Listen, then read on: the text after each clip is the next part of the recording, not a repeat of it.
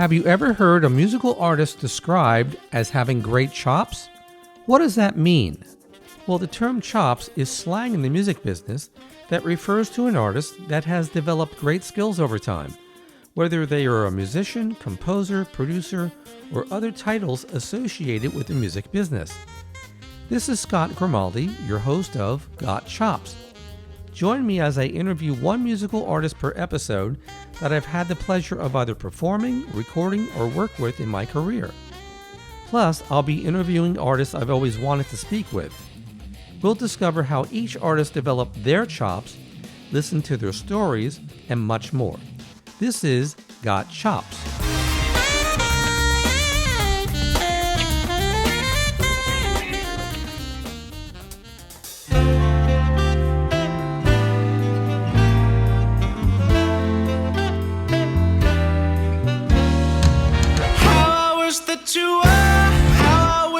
How I wish that you were my Sherry Amore, lovely as a summer day. My Sherry Amore, distant as the Milky Way. My Sherry Amore,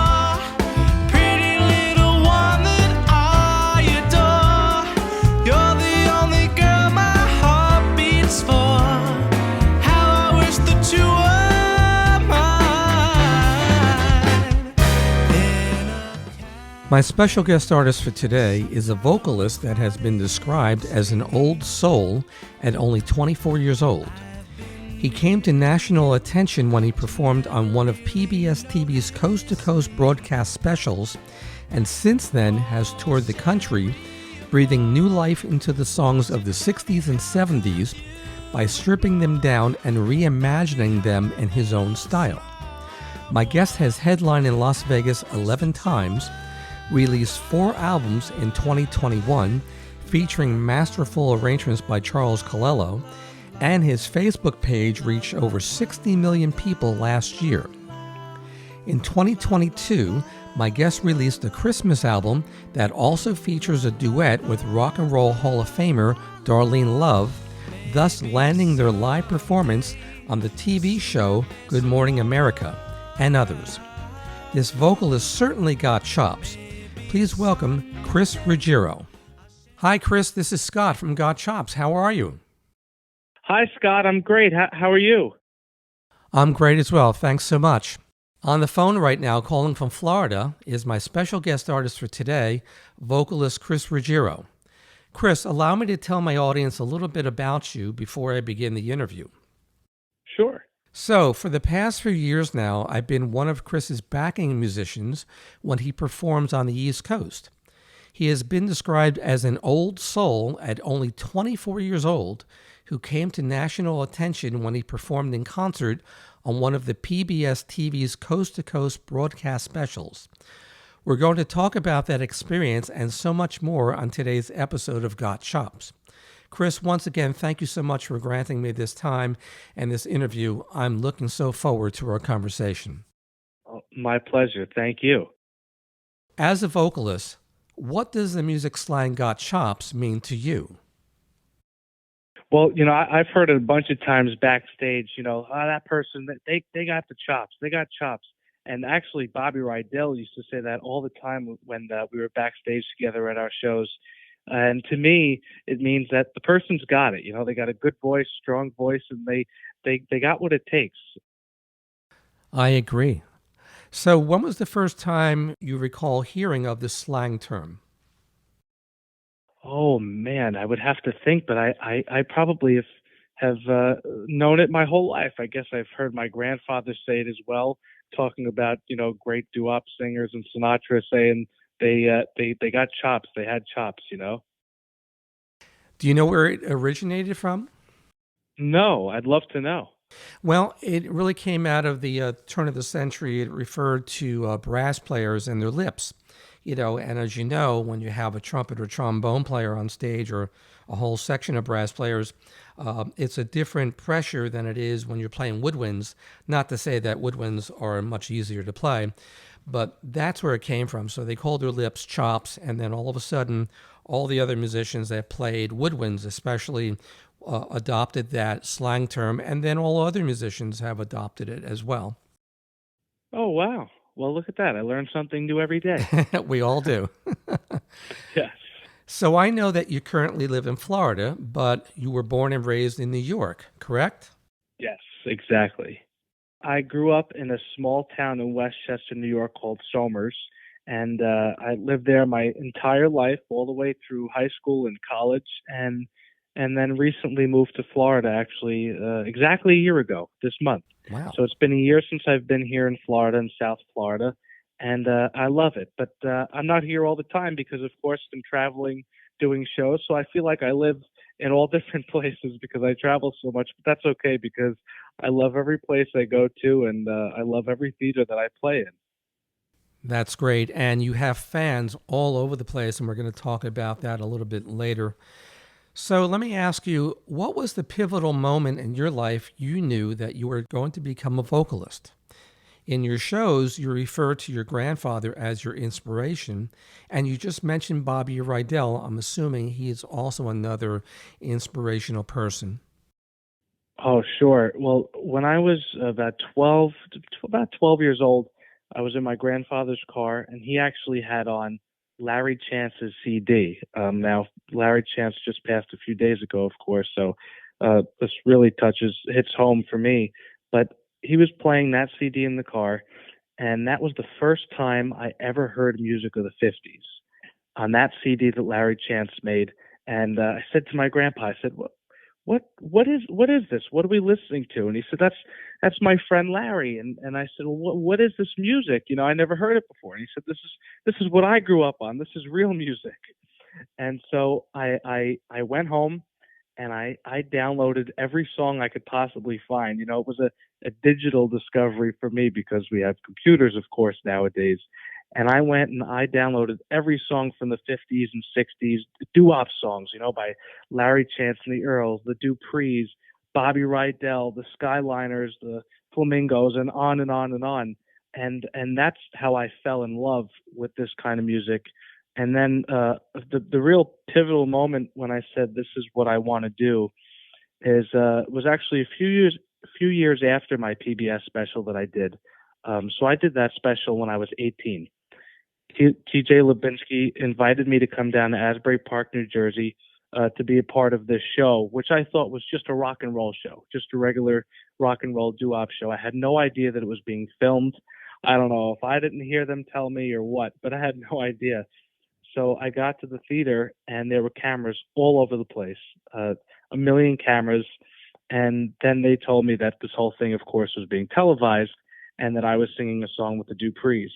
And that was my very first time on stage. And a few years after that, I started doing more and more shows right after that aired. And then I met my producer and manager, Joe Marioni. And at the time, I didn't know that I could be a singer, to tell you the truth. I thought that you had to have a big hit record to be a singer and be on stage. And Joe told me that that's not true. There are plenty singers that and entertainers and comedians who didn't have big hits and stuff and totally made a career out of singing, entertaining, doing whatever it is that they did. And so we started working together. It's 3 years now.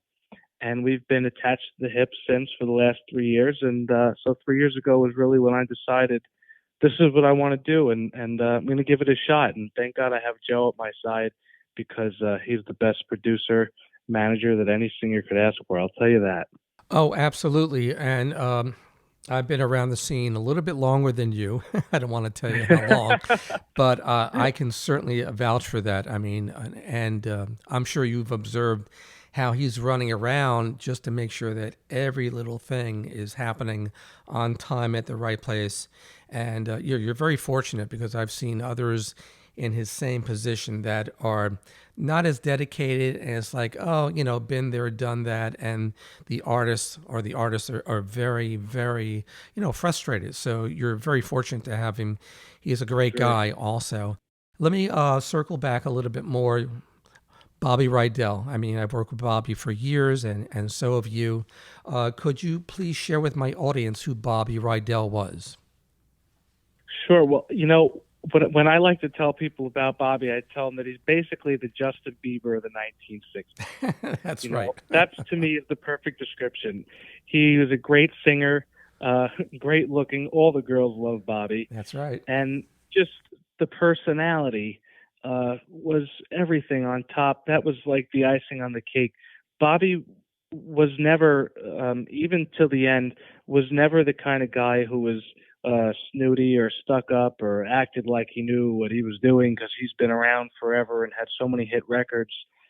He was just a street kid his whole life. He never grew up. Even his last show that he did that we were on together, he was a kid. He's a 20-year-old inside of a 80-year-old man's body. That's right. And that's what so many people loved about him was that playfulness that he had, and all the great songs. I mean, he had so many good songs.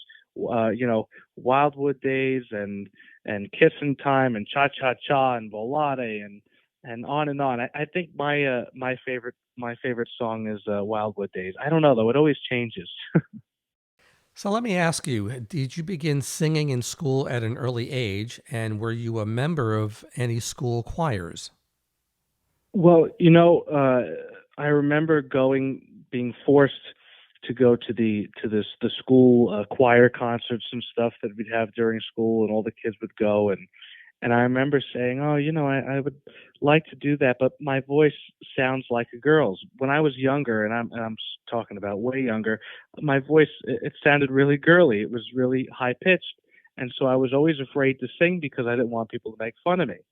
And not that I even knew that I could sing or anything, but whenever we did sing in choir class, I just didn't like the way I sounded.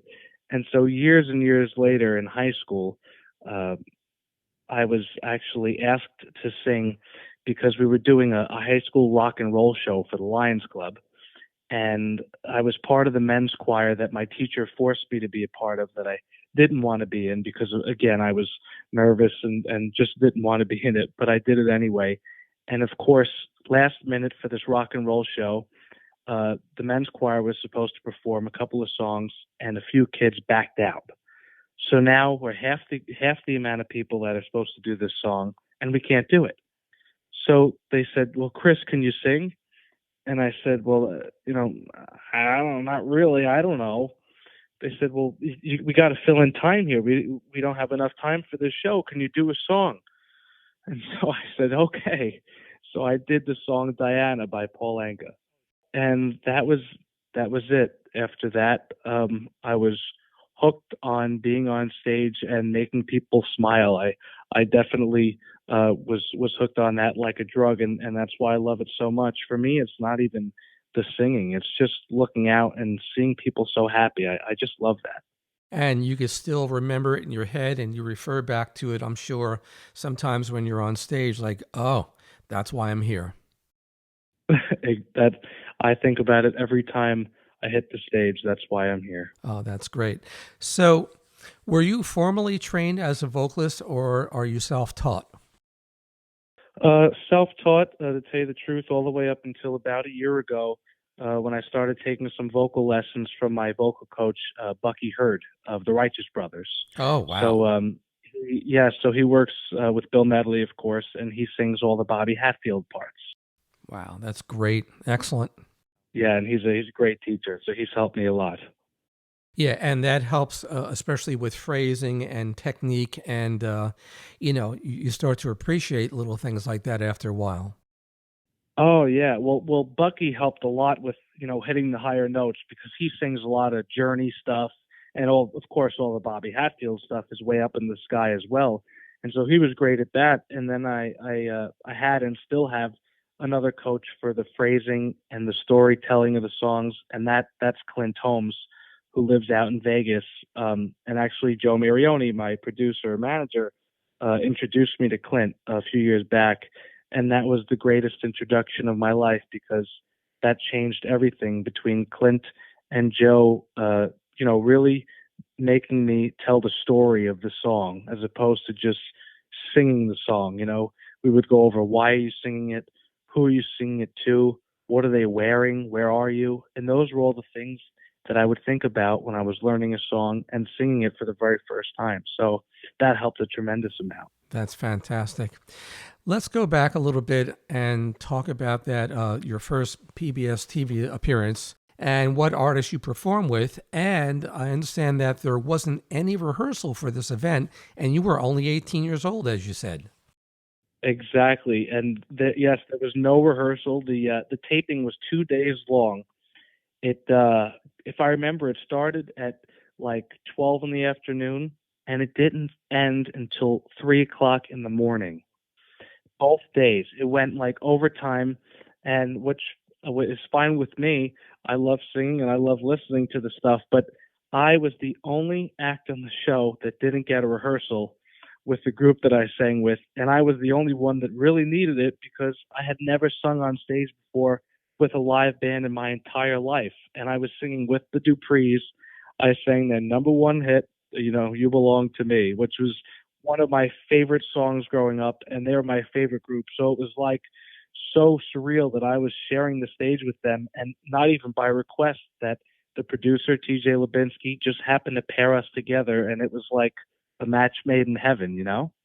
Wow, that's amazing. Now, for my audience, you've got to check this PBS TV appearance out. You cannot tell that, that didn't happen and that's your first time because you have a natural ability. And then it just got better and better and better from there. The Duprees, I've worked with them on and off for many years, and you know how big they are and how successful. So, wow, what a great pairing for the both of you. That's terrific. That was amazing. It was a great experience for sure. So the majority of your repertoire is composed of songs that were hits in the 1960s and 70s. I read a quote that says, Chris breathes new life into these songs by stripping them down and reimagining them in his own style. So what is it about the music of the 60s and early 70s that has such broad appeal, even to people in their 20s who weren't around when these songs were played on the radio? Well, it's funny. I have an incredible sense of nostalgia for it all, and I wasn't even around then. But these songs are really timeless because the lyrics and the melodies are timeless. They talk about falling in love and being in love, losing love. And those are things that just never, ever go out of style, Those things aren't fads, and they appeal to me, and they appeal to a lot of younger people because a song with a sentimental lyric will always be relevant. There's no expiration date on a catchy melody in a song with lyrics like these, and I live with that in my heart, and I truly believe in it. I know it's your goal to tell your own story through the songs, as opposed to recreating the songs in the vision of the original artist. In preparing a new song, I understand that you read the lyrics over and over to inhabit the character of the story that the composer was telling. This is the well-known method used by artists such as Frank Sinatra and Lena Horne. So what does it mean to breathe new life into classic songs or make a classic song your own? And what is that process like for you? Well, it all starts with the lyrics, and I try to listen as little as possible to the original version or the previous versions of the songs. I really try to understand what the songwriters were feeling when they wrote the song, and I think about how that relates to me or some experience that I had when I might have been feeling that same thing. And then I just try and tell my story using those lyrics, When I started working with Joe Marioni, he explained to me that what would set me apart from other singers would be finding my own way to sing these songs, as opposed to just being a cover singer, And I think on the doo-wop circuit in New York and New Jersey especially, there's this focus on recreating the records. And even though Joe was producing those concerts, he knew that that was not the direction for me. And if I wanted to have a career, it wasn't the way to go. So he worked with me on it.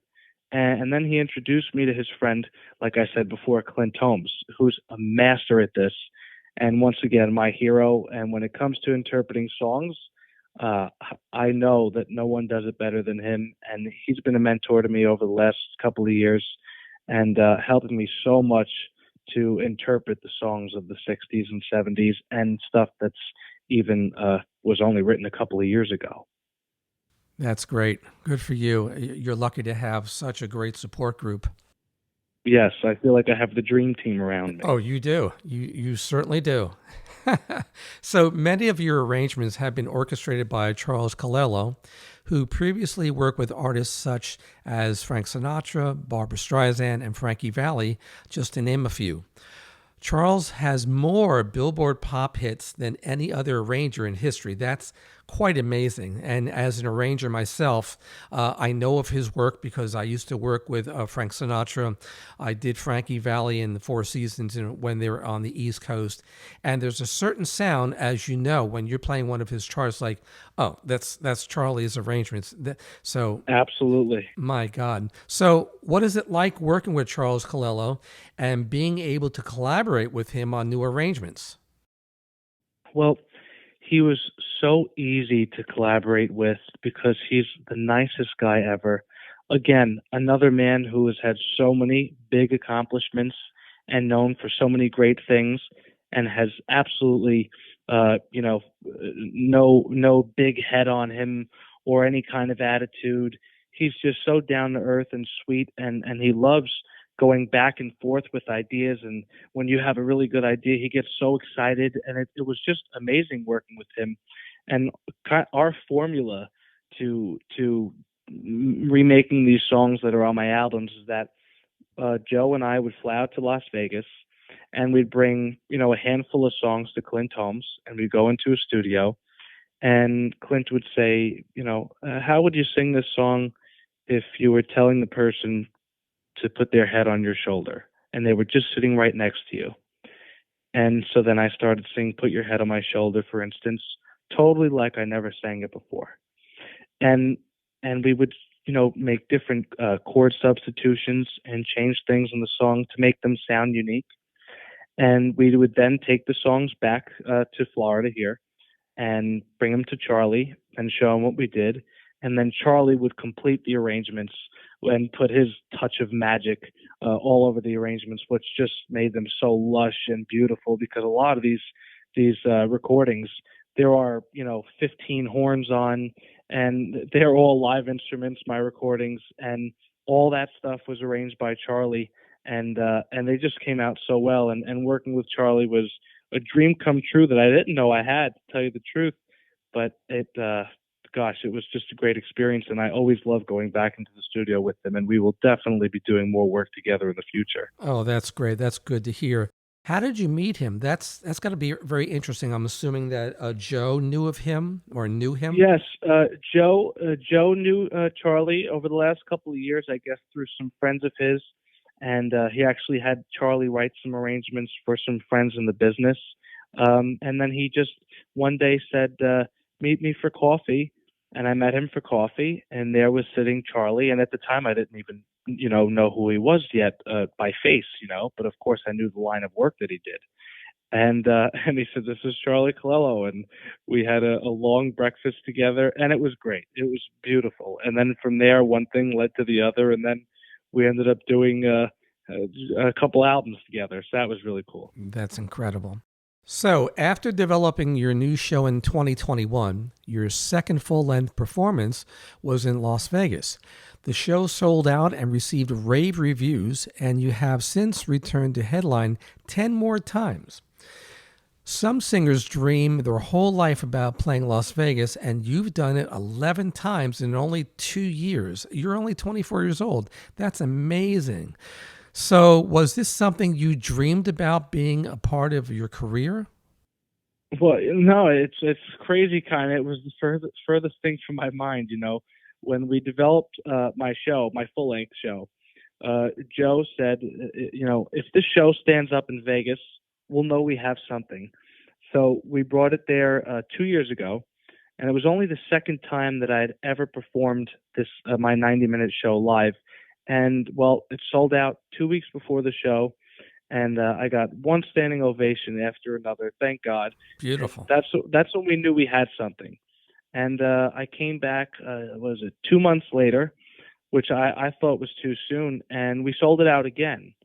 And so that was just awesome and, a great, great feeling. And so I always love going back to Vegas because everybody there really appreciates live entertainment and they especially appreciate uh, people who care about their show, care about telling stories and telling the stories of the songs. Maybe not every singer cares about that, but I feel like the audience really notices that and enjoys it. So that's why I love Vegas. So in 2021, you released 3 full-length albums, including I Am Chris Ruggiero, which features arrangements by Charles Colello on such timeless classics as Wouldn't It Be Nice, The More I See You, and My Cherie Amour, as played at the top of today's episode. In 2022, you released the album Christmas with Chris Ruggiero that features a variety of styles of new interpretations of Christmas classics. How did you pick the songs for your Christmas album, and what did you do with each? Well, I tried to carefully select each song on the album and tried to create each recording with a different flavor or feel. I added a drop of vintage pop, rock and roll, rhythm and blues, soul, jazz, or even a classical take to each one. My goal was that as each song played, people would feel like a kid on Christmas morning rediscovering each song. So each one will feel like unwrapping a gift. You can see the shape and size, but you don't quite know exactly what's inside. And we did, it's the most wonderful time of the year with a big bombastic arrangement. And we did I'll Be Home for Christmas to sound like a 1960s four-season record, which is really cool.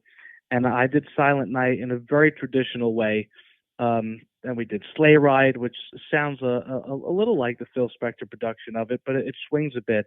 And I think the only one that might be new to some people is a song called It's Christmas Once Again. And I had the help of Christian Tamber to craft a new version of the song. He's a really incredible arranger and pianist, and he changed the time signature of the song. And it was originally in 4/4, but now it's a waltz feel. So it feels more Christmassy with the waltz, if that's a word, Christmassy. Yeah, why not? So I love this. I loved the song before, but his rearranging made me really fall in love with it even more, and the audience seems to like it whenever I do it live. And one of the songs I'm most excited about is "Have Yourself a Merry Little Christmas," which is another arrangement by Christian, but we recorded it with a jazz trio, actually, and Wayne Bergeron on trumpet. And Wayne is like the most sought-after trumpet player in the world. He was lead trumpet in Maynard Ferguson's band, and he's played on Ray Charles records, Beyonce records, Paul Anka records, plus like hundreds of major movie and television soundtracks. And when I heard him starting to play on this song, he was using a Harmon mute on the trumpet. And I said, oh man, we definitely got the right man for the job on this one. And I'm honored he agreed to work with me on it. And it sounds beautiful. Oh, he sounds great on your album. He really does. So speaking of your Christmas album, it also features a duet with Rock and Roll Hall of Famer Darlene Love that landed you and Darlene in Rolling Stone magazine and on Good Morning America, among many others. How did the duet with Darlene Love come about, and what was it like creating a new Christmas classic with her? Well, Joe brought me this song almost 3 years ago now, and when we first started working together, actually. And, we're always looking for songs that are uplifting and might make a difference in someone's life if they hear it at a time when they need it. But at the time, we just couldn't find a way to take it to another level. And if I'm not going to breathe some new life into a song, there's no reason to record it, So we just kind of put it on the shelf for a little while. And when I met Darlene, she told me that her father was a preacher and that when she sings a Christmas song, it has a much deeper meaning to her. So she told me about singing praise songs and how Christmas for her isn't just about decorations and presents. So Grown Up Christmas list, is very spiritual and has a real message of love and hope and faith and all the real meanings of Christmas. So we knew it was finally the right time to record it, not only because Darlene would knock it out of the park herself, but I knew Darlene was singing it with me I knew that if she sang it with me, it would inspire me to take it to another level, you know. And I think we've done that. I mean, being in the studio with Darlene was such a great experience because I felt like by the time I was done with our recording session, I was so much better of a singer. And every line I sang got better as Darlene sang because I just had to rise to the occasion because she is such an awesome singer. And it's an honor to collaborate with someone as revered and talented as Darlene. I mean, she sang with Elvis Presley, Frank Sinatra. You can't get any higher on the musical food chain than that. And I'm flattered to have her singing on the album, and I'm honored to be her first duet partner since 1995. Wow. So it's been a while. Wow. Well, for my audience, I was very honored to be part of the backup musicians with Chris last December when you were premiering all your Christmas repertoire and Darlene's duet with you. Although I didn't work with you and Darlene at that point, but you went on to work with her one of the dates with one of her other backing musicians. But it was tremendous. I had a great time. Everyone in the band had a great time playing those great arrangements. And I remember turning on the TV and seeing you and Darlene on Good Morning America. And again, you know, you certainly are an old soul. You can't tell that maybe you were nervous. You carry yourself so great, unbelievable. Thank you. I got to tell you, for Good Morning America, I don't. Something must have not been working inside of me because I wasn't nervous at all, and I definitely should have been. But I remember we woke up at 4:00 in the morning that morning. Well, there you go. We had to be, and I had a show the night before, 2 hours away. So I remember I got to the hotel room at 2:00 in the morning in New York City, and I had to be up at 4. So I slept for 2 hours, and which is not good for any singer, of course, that has to sing. And we had to do our sound check at 5:00 in the morning. Ugh. Now, if you sing or if you blow on a horn, you know that nobody's supposed to be singing or playing a horn at 5:00 in the morning. So it was tough to do the sound check, but her and I, we made it through it, and we somehow sounded great. I don't know if it was the coffee or the New York bagels that got us through it, but it was so great, and there's absolutely nothing to complain about. It was a beautiful time. And I guess by 8:00 we started rolling, which it was live. So that's the only thing I was nervous about, that it was live. But it was okay because Darlene's a pro and she knocked it out of the park. And I felt like I had her there as my support, and I was her support. So we took care of each other, and there was really nothing to be nervous about. And the hosts on that show, they were loving it. Oh, they were the nicest ever. They were so nice. Michael Strahan and Robin Roberts and George Stephanopoulos, they were the nicest people. And even after the show, I was actually just going over some of the videos today. Even afterwards, we sat down and just talked for a few minutes. They were so nice. It was awesome. Oh, you know what? I just realized that gig the night before your taping, for the show, that was a gig I was on with you because I remember Joe was saying, "Oh, we got to get out of here. We got to wake up really early." We all wished you luck. That's right. It was Sellersville, Pennsylvania, and I was just watching the video today. I was singing "Christmas Baby, Please Come Home," and you took the sax solo and you played the hell out of it. Oh, thank you. So I was watching it, smiling, knowing that I was speaking to you today. That was great. Oh, that's funny. Wow. Well, I'm looking forward to doing all that stuff again this December. And the gig is coming up in October. Chris, please pick 2 different musical selections that you've recorded that you feel best represents what you do as a vocalist so that I can filter into this interview as you speak about them now. Okay. Well, let's start with Betcha by Golly Wow. Is that all right? Oh, sure. That's a great song. We love playing that arrangement. Betcha by Golly Wow was originally recorded by the Stylistics, and it was a really beautiful song that I grew up listening to, and I loved it. And I never thought about recording it, to tell you the truth, because I thought there was no way to make it any better than the original because it was always so beautiful. And Joe had brought it up and said, let's revisit the song Betcha by Golly Wow, because I had mentioned that I loved it. And next thing you knew, we were in the studio together, and Joe said to me, think of the lyrics when you're singing the song. Betcha by Golly Wow, you're the one that I've been waiting for forever. And even though I I still haven't met that person that I've been waiting for it forever. What I did was I thought of what it would be like when I finally meet the person I've been waiting for forever.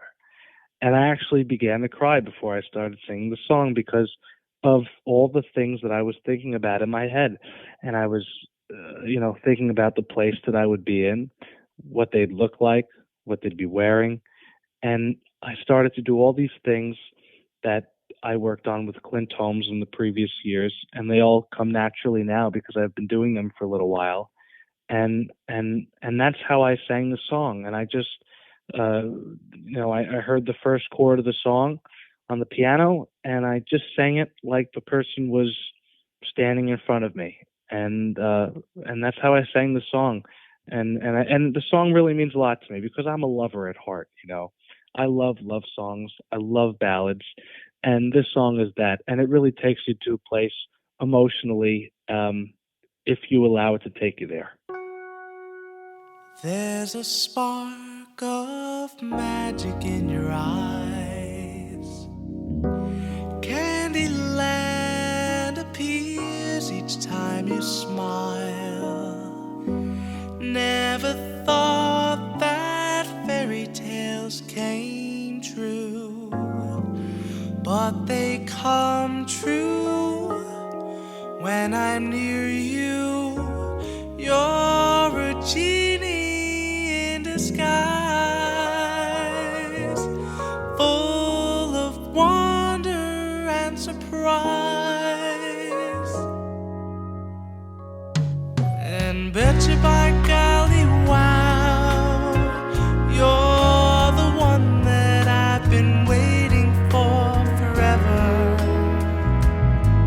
And ever will my love for you keep growing strong, growing strong.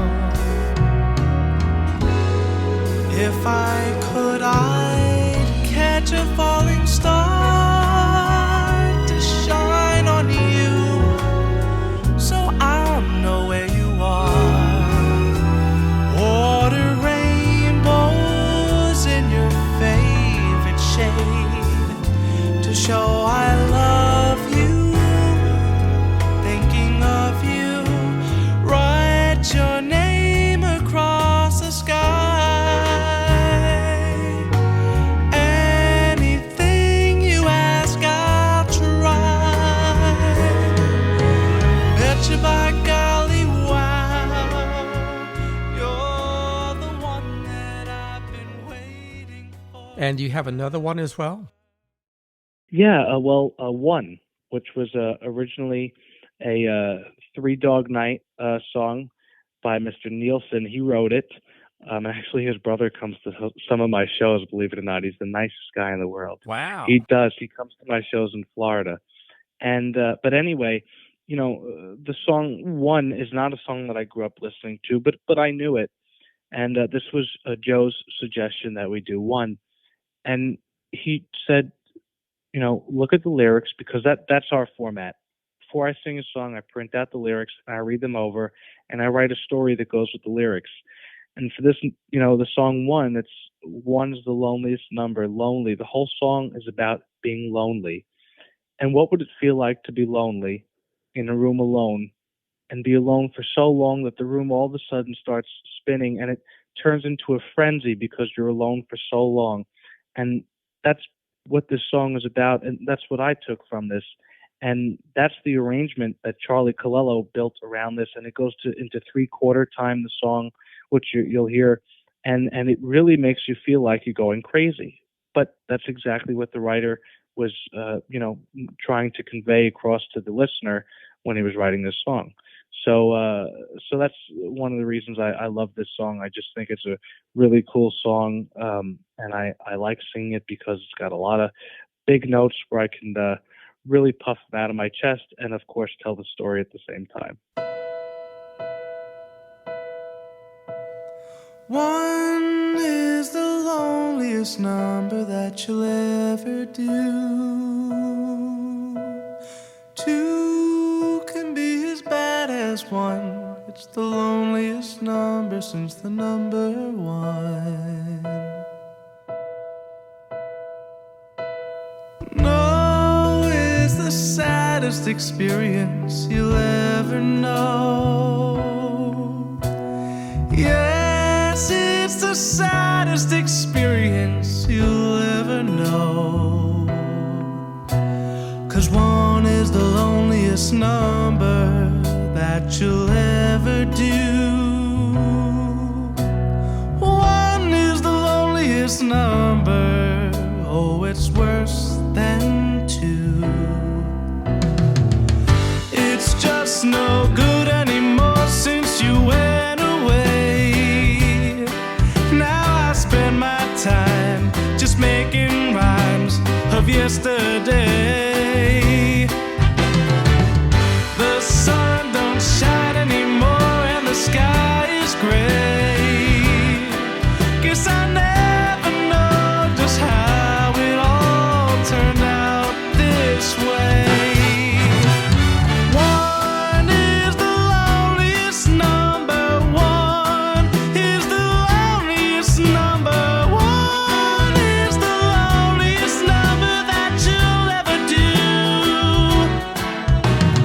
One is the loneliest. I can attest to what Chris is saying because I'm in the horn section, behind him. And, sometimes we have a couple bars rest here and there. And I'm always looking at the audience, no matter what artist I'm playing behind.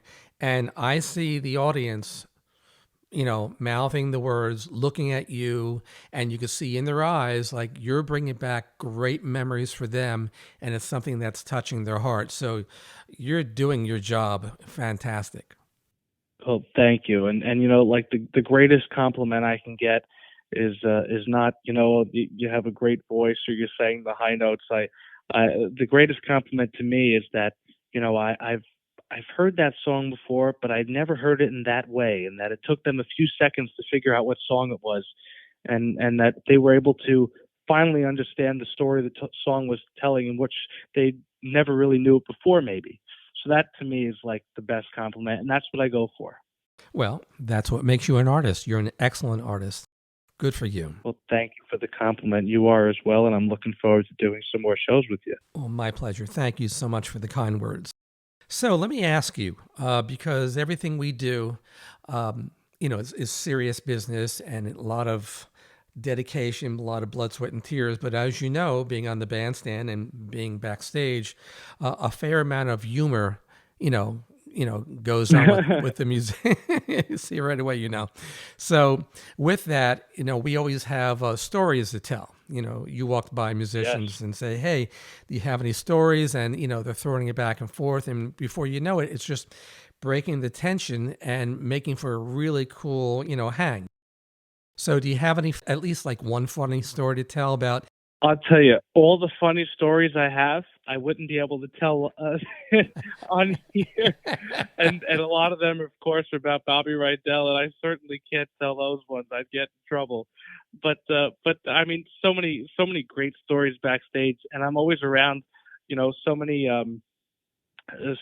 comedians back there, not actual comedians, but just like Emil Stucchio, the classic. Oh, they're funny. He's such a funny guy.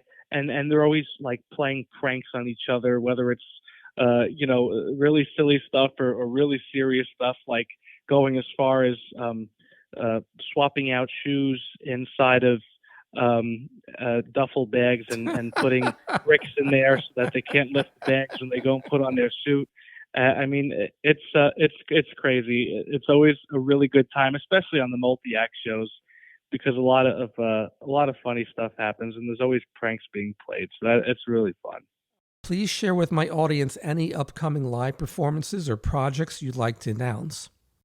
Sure. Well, I'll actually be in Dearborn, Michigan this weekend on Saturday.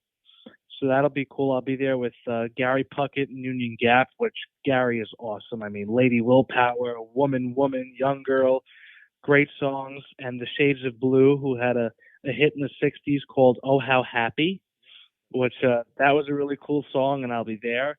And then I'll be in Pennsylvania next weekend on Saturday, and then just it keeps rolling on down the line. There's more and more shows coming up, and if they want to find, where my shows are, they can look on my website, chrisruggierosings.com. I know I'm going to be seeing you with a couple of the other horn players in October and then in December, so looking so forward to doing that. Same here. I've read that you reached 60 million people last year on Facebook alone. 60. I feel so lucky. I mean, I don't know what I did to deserve that, but I'm thanking the big man upstairs for that one. I think it's great. Facebook for me is just a way to connect with people and keep in touch.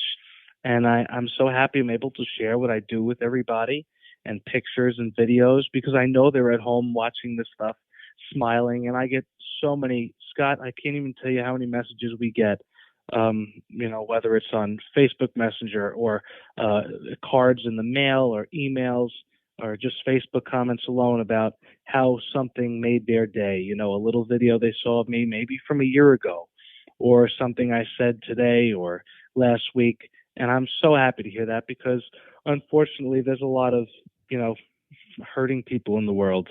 And it only takes one little thing to change their day or make their day or even change their whole life. And I know that as musicians, all of us, help so many people in ways that we don't even know, and we probably never will know.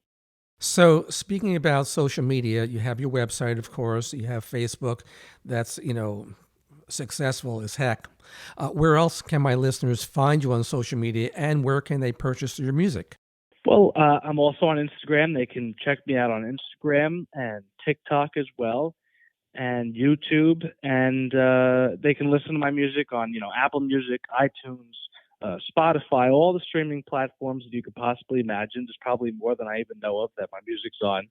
And if they want to actually get a hard copy of a CD and they're like me and they like listening to it in their car, they can go on my website and they can find all my CDs there. And if they don't have a CD player, I even have USBs now, which are new. The USB, you can plug it into a computer. Even cars have USB ports now, because some don't have the CD players anymore. And they can listen there. So there's a million ways they can find and listen to my music. To my audience, you really got to check this guy out. Chris Ruggiero really knows his stuff. He's got the whole package. He sounds great. You can see when he sings, he's got a lot of passion. It comes right through. Your outfits are outstanding. My wife keeps telling me she admires the way you look. Thank you. And I see how your fans are when they gather around you, at the merch table. People need to find you and listen and watch your videos, and they need to come out live to check you out. You're the real deal, man. You walk the walk and talk the talk. Well, thank you very much for the compliment, and thank you for having me on here today. Oh, my pleasure.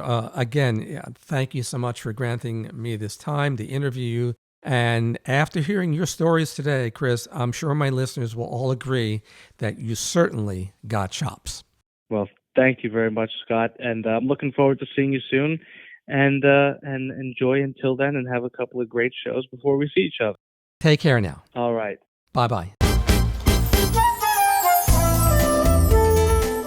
Thanks so much for joining me on today's show. I hope you enjoyed the conversation and could hear why my guest got chops. You can follow my podcast on Spotify, Apple Podcasts, YouTube, or Anchor.fm, and stay connected between episodes on Instagram at Got Chops Podcast.